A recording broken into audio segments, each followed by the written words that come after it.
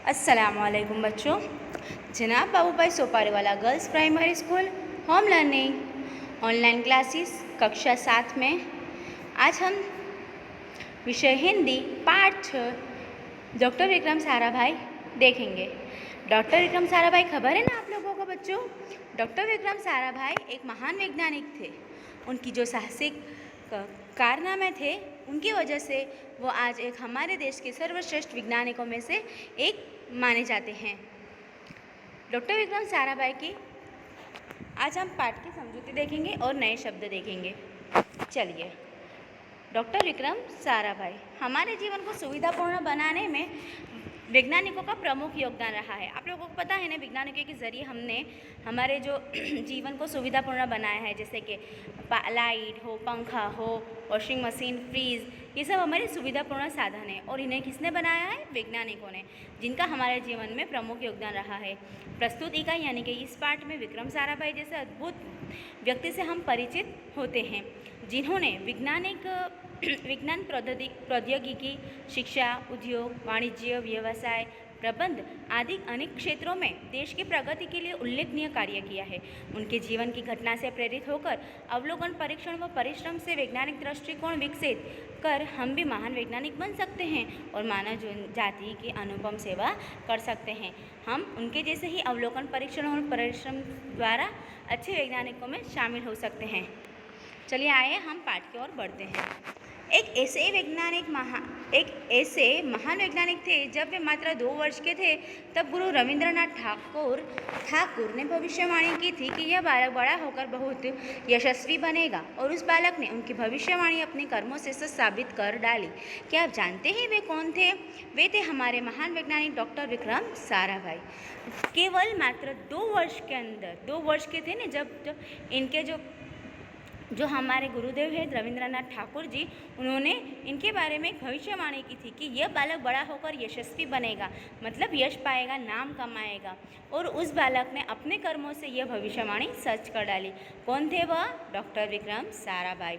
Doctor Vikram Sarabhai का जन्म कब हुआ था बच्चों? देखो, 12 अगस्त सन 1919 को अहमदाबाद में हुआ था। कब? 12 अगस्त 1919 को अहमदाबाद में हुआ था। उनका परिवार एक प्रतिष्ठित उद्योगपति परिवार था। पिता का नाम था अंबालाल और माता का नाम सरला देवी। वे विक्रम भाई मिलाकर 8 भाई बहन थे। ये लोग कितने? 8 भाई बहन। इनके माता का नाम सरला देवी और पिता का नाम अंबालाल था।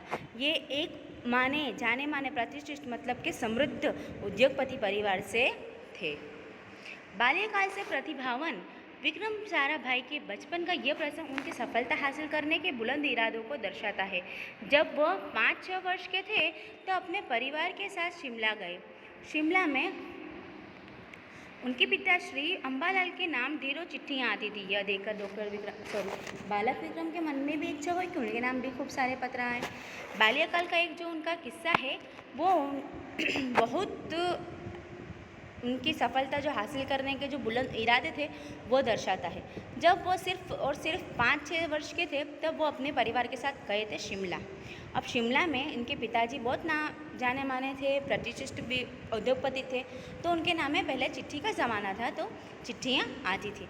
अब यह देखकर तो बालक विक्रम के मन में इतनी उत्सुकता हुई कि मेरे नाम क्यों पापा के नाम मतलब पिताजी के नाम इतनी सारी चित्र आती है चिट्ठियाँ, तो मेरे नाम पे क्यों नहीं?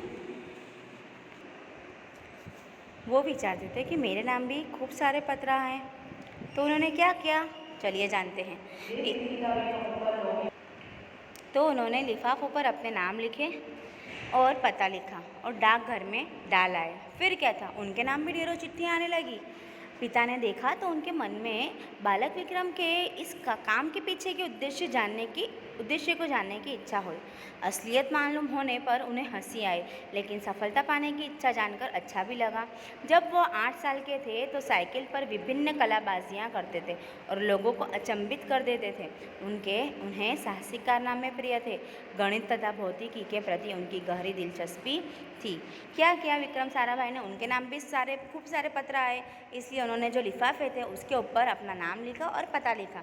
ने जाकर डाकघर में वो चिट्ठियाँ डाल कर आए। फिर क्या हुआ था? उनके नाम भी ढेरों चिट्ठियाँ आने लगी। जब इनके पिताजी ने देखा कि बालक विक्रम के नाम पर ये सब चिट्ठियाँ आने लगी, मतलब चिट्ठियाँ आ रही हैं, तो उन्होंने क्या किया कि उनका जो उद्देश्य था बालक विक्रम का, तो उसे जानने की इच्छा हुई कि भाई मेरा बेटा क्यों ऐसा कर रहा है। तब उन्हें असलियत मालूम हुई तो उन्हें हंसी आई, लेकिन उन्हें अच्छा भी लगा कि मेरे बेटे ने सफलता प्राप्त करने के लिए यह सब कार्य किया है। जब वह 8 साल के थे तो क्या करते थे, साइकिल पर कलाबाजियाँ करते थे और लोगों को अचंभित आश्चर्यचकित कर देते थे। कलाबाजियाँ आप लोगों को पता ना बच्चों, साइकिल पर कलाबाजियाँ करते हैं जो लोग अतरंगी रीत से साइकिल चलाते हैं, ऐसे उन्हें साहसिक कारनामे प्रिय थे, मतलब जिसमें खतरा हो या साहसपूर्ण काम करना हो, उन्हें वो सब कारनामे प्रिय थे। गणित तथा भौतिकी इनका मान लो कि सबसे प्रिय विषय था और उन्होंने उसमें गहरी दिलचस्पी भी ली थी। उन्होंने मैट्रिक की परीक्षा सन 1934 में पास की। 1934 से 1937 में गुजरात कॉलेज अहमदाबाद से इंटर की पढ़ाई की। सन 1937 में इंग्लैंड चले गए। 1940 में कैम्ब्रिज से गणित व भौतिकी में बीएससी की परीक्षा में सफलता प्राप्त की। तत्पश्चात द्वितीय विश्व युद्ध के शुरू होते ही डॉक्टर विक्रम साराभाई भारत लौट आए। भारत में उन्होंने सर सीवी रामन तथा डॉक्टर होमी भाभा का सानिध्य मिला। वहाँ राष्ट्रीय स्वतंत्रता आंदोलन से बड़े प्रभावित हुए। उन्हें 1942 में वह मृणालिनी स्वामीनाथन के साथ विवाह सूत्र में बंधे। उन्होंने क्या किया, अब उन्होंने अपनी सफलता परीक्षाएं मतलब डिग्रियां कैसे हासिल की, तो पहले उन्होंने 1934 में मैट्रिक की परीक्षा पास की। फिर उन्होंने 1934 से लेकर के 37 तक गुजरात कॉलेज अहमदाबाद में इंटर की पढ़ाई की। फिर 1937 में वो कहाँ चले गए, इंग्लैंड चले गए और वहाँ पर उन्होंने 1940 में कैम्ब्रिज से गणित और भौतिकी में बीएससी की परीक्षा में सफलता प्राप्त की। उसके बाद जब द्वितीय विश्व युद्ध शुरू हुआ तो डॉक्टर विक्रम साराभाई भारत लौट आए और भारत लौट आने के बाद उनका सर सीवी रामन तथा डॉक्टर होमी भाभा का साथ मिला। कौन, सर सीवी रामन और डॉक्टर होमी भाभा, यह इन दोनों का उन्हें साथ मिला। और राष्ट्रीय स्वतंत्रता का आंदोलन जो चल रहा था हमारे भारत देश में, तो वो उससे बड़े प्रभावित हुए। फिर उन्होंने 1942 यानी कि 42 में वह मृणालिनी स्वामीनाथन के साथ विवाह सूत्र में बंध गए, मतलब उनके साथ उन्होंने शादी कर ली, विवाह कर ली। बच्चों आज हम इतने ही पाठ की समझूती लेंगे। देखते हैं नए शब्द। भविष्यवाणी, यशस्वी, प्रतिष्ठित, प्रतिभावन, बाल्यकाल, चिट्ठियाँ, साहसिक, इंटर। दिलचस्पी, उद्देश्य, कलाबाजियाँ, लिफाफे, कारनामे, भौतिकी, मैट्रिक, सानिध्य। बच्चों आप लोगों को यह शब्द 3-3 बार अपनी नोट में लिखना है। यहाँ पर हमारी आज की वीडियो समाप्त होती है। Thank you.